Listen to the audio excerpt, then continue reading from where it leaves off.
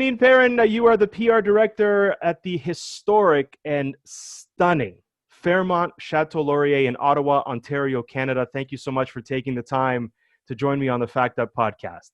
Thank you for having me. How many times in a day do you get asked this question? You ready? Okay, I'm ready. How's your 2020 going? Well, it depends, but at least 10 times a day, at least. Is some of it in passing, or are people really legitimately concerned about how your 2020 is going? I think people are legitimately concerned, but I also think, I think people, if they don't understand the hotel industry or they don't understand this business, I think they're asking, but I think they're shocked sometimes at the facts that come out when you explain to them what 2020 has looked like for the hotel industry. What's your answer? So my answer is as good as it could be expected. It's 2020. Right. For those people who, I'll ask, and genuinely, I'm a travel guy, I'm a travel media guy, I'm a writer and all these things, but I'm genuinely eager to hear exactly what you have been challenged with during, this year, especially over the past 7 to 8 months. I'm not going to lie. I did something I never thought I would do in my career, and that was see our historic hotel close, right? We, in the history of the hotel, since 1912, the hotel had never closed. So, we went through 2 wars.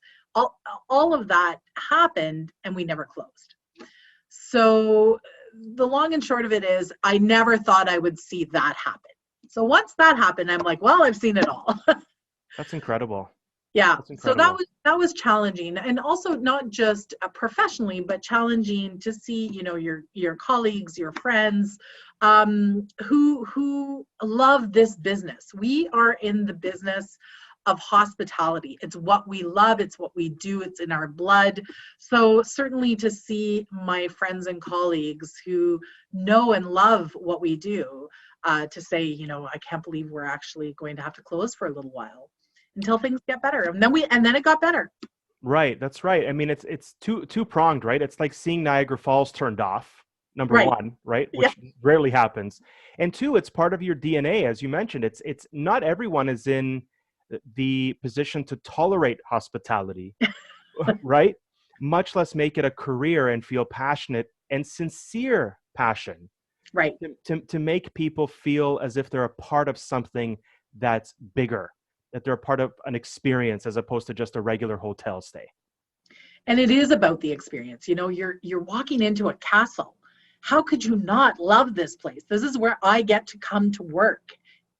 Or I was going to say every day, not every day right now, right. During COVID, but certainly that feeling of coming in and being part of something that is bigger, that is special, that is creating moments, that is turning, I take care of the social media pages, and how many times do I answer guests who have said, this is my favorite hotel. You made it so, not me personally, but like the hotel and our colleagues have made it so special for their stay.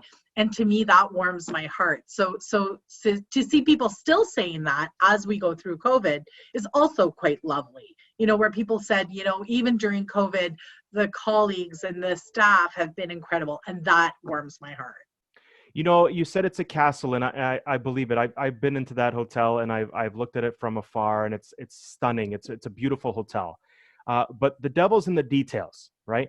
And so when people are walking in and they're enjoying the experience of being there, what are some of the finer details that people are walking away with and then expressing that joy that they had the opportunity to step inside, much less stay a night or 2? Oh, the pool. So we have the most beautiful pool. So we have a beautiful Art Deco pool. And a lot of people are kind of like, oh, a hotel pool, it'll be small. And they get there and they see this pool and they're always so impressed. So we always hear people say, you have to bring your swimsuit, you need to go to the pool. I think just the sheer beauty of what's inside, but also the historical elements. So we have like a heritage gallery, and you can walk through and you can see the photos from years gone by. And that is impressive to see those people, to see soldiers in front of the hotel. All of those elements are part of who we are. It's what built us. It's who we are as a hotel, or who the hotel is. I always say, if the walls could talk. I mean, I've been here for 25 years, and boy, do I have a few things that I'm sure you do. I could share. But imagine people who have lived and walked these halls for so many years, and that is what is special about this place. For me, it's also about the people, and I wanted to kind of give you an opportunity to talk about your staff, talk about the commitment, talk about the passion that they have, and the rough times that they've had to go through during the past few months. I think I certainly can't speak on behalf of anybody else and how they feel, but it's hard. It's hard for people who have given their life to this hotel, but also to the company. Everybody says it. If things could be different, they just aren't right now, and we have to make sure that we're doing what is right for our colleagues, to make sure that they're safe as well, and for our guests, and for our community at large, right? We have to adhere to those measures, and that has led to, unfortunately, to some layoffs, and our industry definitely is taking a hit from this. We are definitely experiencing lower than normal volumes. That is not easy. And you have some people who two people work in one building. So in other words, husband and wife perhaps that are working. So it's really been difficult. And like I said, and I can't repeat this enough, because I truly do believe this, people who work here really love it. And so it's been hard to say to them, unfortunately, right now, this is where we're at. But we keep hoping that there's going to be better times ahead. And if we do what we have to do now, hopefully it will help us for the future. And Right. We just have to keep doing what we're doing as a society, as a hotel, as a company, to make sure that we're keeping everybody safe. Right. Have hotels been grouped in with other elements of travel? Is it unfair what's been happening to hotels? Are people overreacting when it comes to hotels? In other words, are hotels safer than what people think? So I wouldn't say, I don't want to claim to know how people feel when they're coming into a hotel. What I can tell you is that we have an all safe program, and we try and communicate that all safe program as much as we can, because yes, we are much safer than perhaps the average person thinks. We are taking all of those precautions, believe it or not. So let's say you come and you check into the hotel. You'll check into a room that has been vacant for 2 days prior. So those rooms stay vacant, and then our housekeepers will go in and clean them. So we want to make sure that we're keeping everybody safe. It's in their best interest and our best interest, right? So it is in our best interest to make sure that we're doing all those touch points, that we're, it can get, I think some guests find it difficult sometimes to walk in and have their temperature taken, but it is all in the greater good, right? It's with the greater good in mind. And once they realize that, I think people understand, because we'll ask them questions when they check in. We'll ask them how they're feeling. You will never have been asked how you're feeling more than you. Right. Right. How are you feeling today? Gladly. Ask me repeatedly every half an hour and I will not complain. And I've been writing and promoting Our Own Backyard for years. And I'm always surprised to hear from people who ask me, where did you go? And it's like, I went to Scarborough. I went to Sudbury. I went to Thunder Bay. I went to Kimberley, BC. Yeah. So it's a question that I always ask people, and I'll ask you: Has COVID inadvertently made the staycation cool again? one of the things that I've done, of course, having more time on my hand, is exploring my own backyard. And that, I think, is a gift. If we can take that gift and just talk about that, about the fact that, yeah, we're not heading out to some exotic place. We're not going to Europe. We're not going on those trips that perhaps we were going to take. But wow, to be able to explore our own backyard. I don't know if you know where Eagle's Nest is, but it's in Calibogue. And so I went during the week, and so not a lot of people. And those are the kinds of things that I would never have thought of doing before. And now I get to do it, and it's just as gorgeous. You post a photo of that, and people who are in Europe are going, wow, I wish I could go there. I think a lot of people are staycationing, whether they're from Ottawa or just, maybe outside of Ottawa ever so slightly. And what I mean by that is maybe it's Cornwall, or maybe it's Brockville, or maybe it's Kingston. I think that staying home and exploring our own backyard has become cool again. And I think that more people have great things. They're being advocates for our own backyard. And I love that. That's the one thing. Like I said, and during all of COVID, my philosophy has always been, you have to take, in French, we say un mal pour un bien. And in English, I'm not sure exactly what the translation would be for that, but you have to look at, yes, there are some things that are happening that are not as positive perhaps, but if you can outweigh those with the positives, I think there's definitely a lot to see there. Now we're heading into, quote unquote, the off season. We're heading into winter and into the new year. For those who are looking to get to Ottawa, and for those who are looking to stay at your hotel, do you have any incentives going on, any deals that we should know about?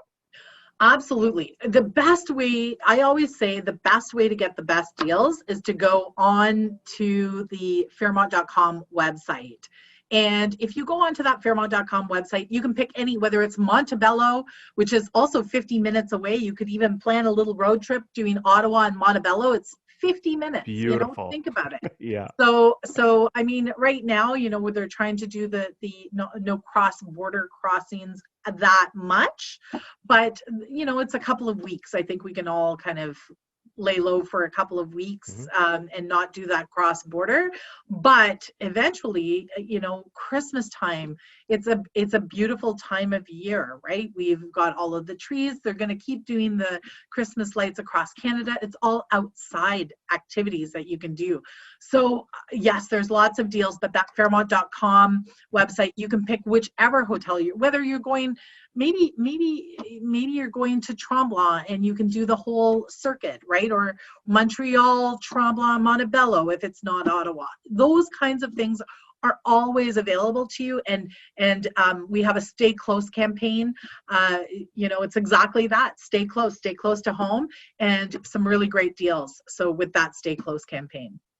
You mentioned the pool. I'm a food guy. What are we looking at with respect to the food at the Fairmont? What do we hope to look forward to in the coming weeks, months, year? So it'll be in the coming weeks, because right now Zoe's unfortunately is closed, but we are doing takeout. So you got to learn to pivot. You need to make sure that you're nimble and you're able to adjust. And so we're doing takeout, and Zoe's is incredible. The chef has just redone the menu. Afternoon tea is a must. When you come to the Fairmont Chateau Laurier, you have to do afternoon tea. And our cocktail game is on. So we are, you want to have the Statesman. When you come, you have to have the Statesman. I promise you will not regret it. But you've been at this for a while. You mentioned, it's been 20 plus years, and I certainly don't want to date it. But we've talked about the challenges that you've had in PR and just kind of in the hotel industry, especially this year. What inspires you every day, and what's been inspiring you so far this year? I think what inspires me the most has got to be people's willingness to do exactly that, to pivot, to say, you know what, okay, let's deal with the fact that this has been challenging. And now what do we do? Like, what's our next step? What is going to be, how are we going to do it differently? And I love that, the creativity that comes out of, you know what, we can't do this, but we can do this. I love the creativity that's gone in it. I've loved that willingness to kind of come together and find a way, that willingness to come together and promote the fact that we are safe, that we are able to provide the best possible stay. It's going to be different. It's if everybody is adaptable and willing to see a little bit of change, it's definitely going to be different. But what's important is that we can do things differently. It also opens our eyes to change, right? Right. People who are not good with change, this has had to they've had to be forced into how do we see things differently. And it really has brought the best out in people, I think, in terms of trying to find new ways to do things. And it makes us innovative. And people value that and people respect that, I feel. If you're not changing and if you're not looking for things to change about yourself as an organization, as a hotel, as a restaurant, as an airline, if everyone has changed, they're expecting everyone else to change, I feel, especially when you're in the safety department, right? Absolutely. Absolutely. Yeah. Have we been taking the ease of travel for granted all these years? And, what do you feel, generally speaking, people will value most about travel post-COVID? Well, I think people will value not necessarily having to wear a mask all the time post-COVID.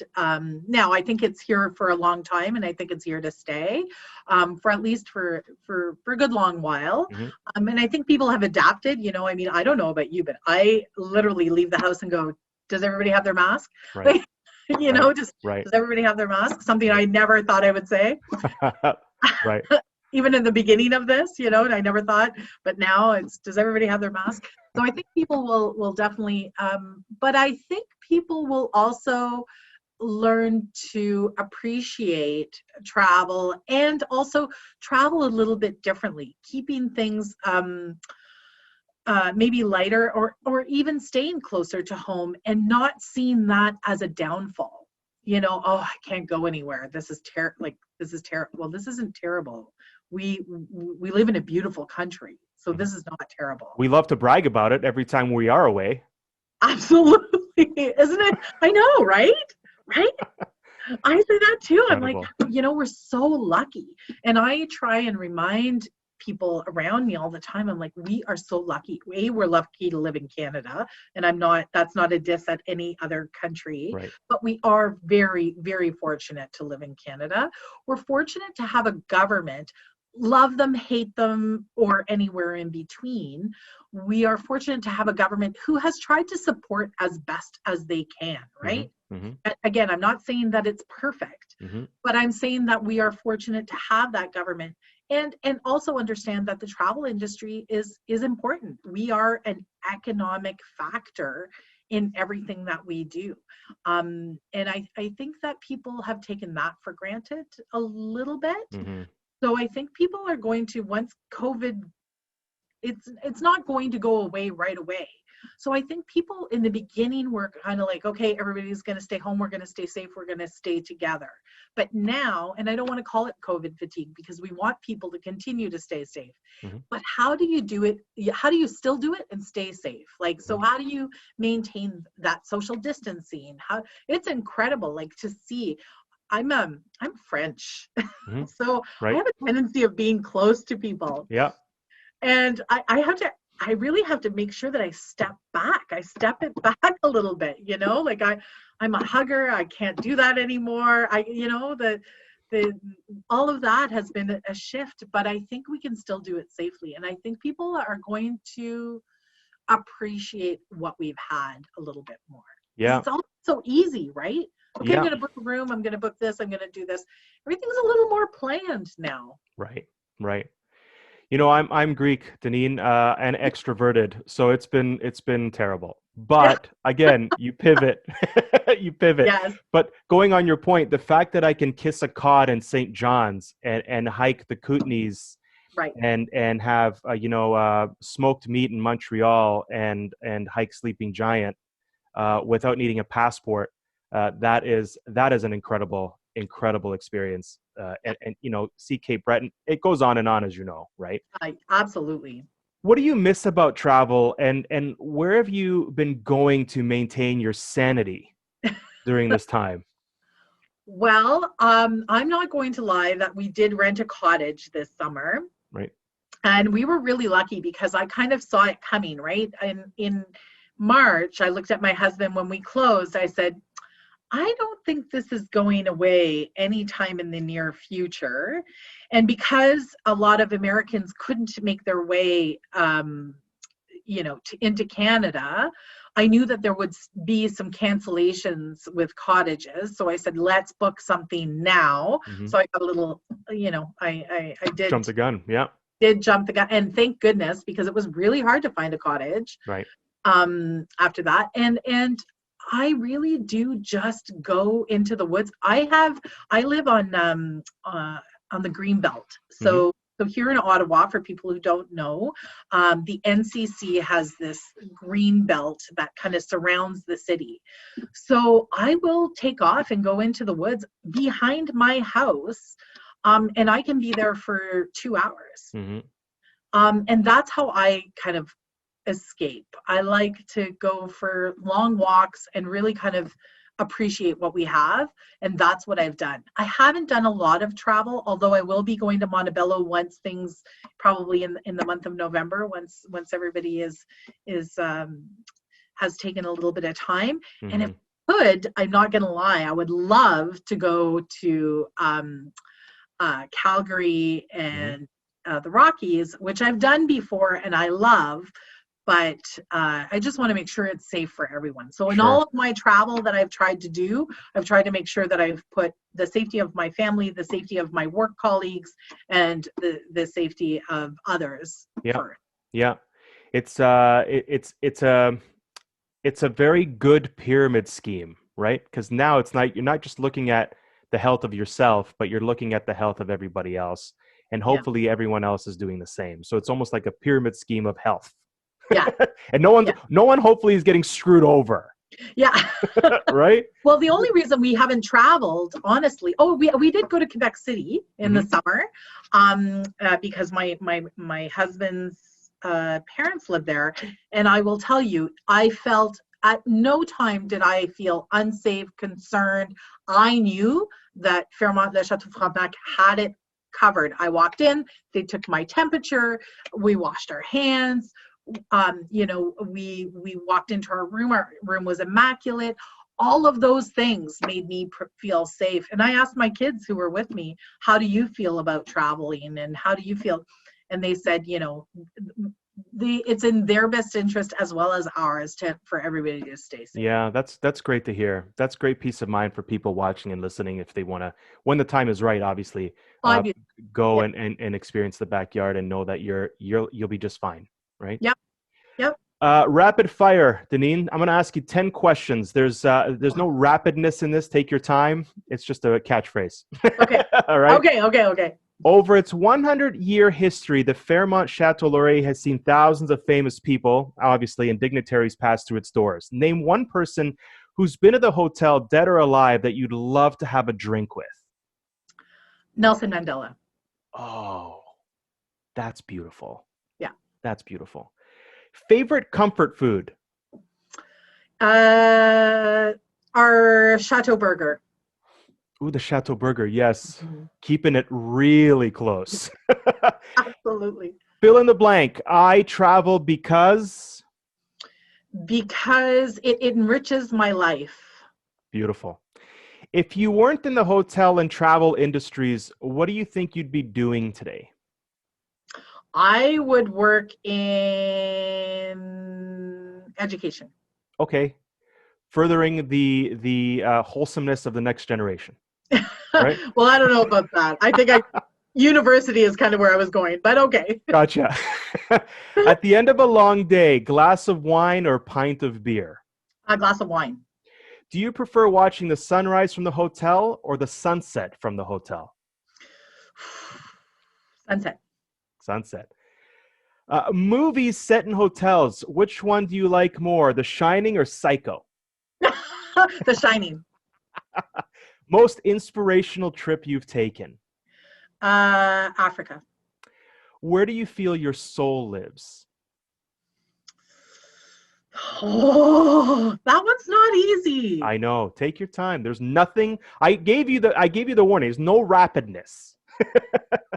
You know, I think my soul is where my family is. So wherever they are, I could find my happy place. That's lovely. That's lovely. Last one. One place that you haven't been to that you'd love to visit. Bali. Bali. Yeah. I feel like that's on a lot of people's list. Yeah. Yeah. I've Deneen, never been to Bali. yeah, no, Deneen Perrin, I thank you so much for taking the time to join me today on the Fact Up podcast. I hope that you and your family continue to stay safe. And I look forward to one day in the very near future visiting Ottawa again and connecting with you, hopefully in person when the time is right. Absolutely. And we're going to have that statesman. Oh, beautiful. I look forward to it. Not virtually, but in person. Absolutely. 100%. Thank you so much. Stay safe, stay healthy, and we'll connect very, very soon once again. Thank you. Ciao.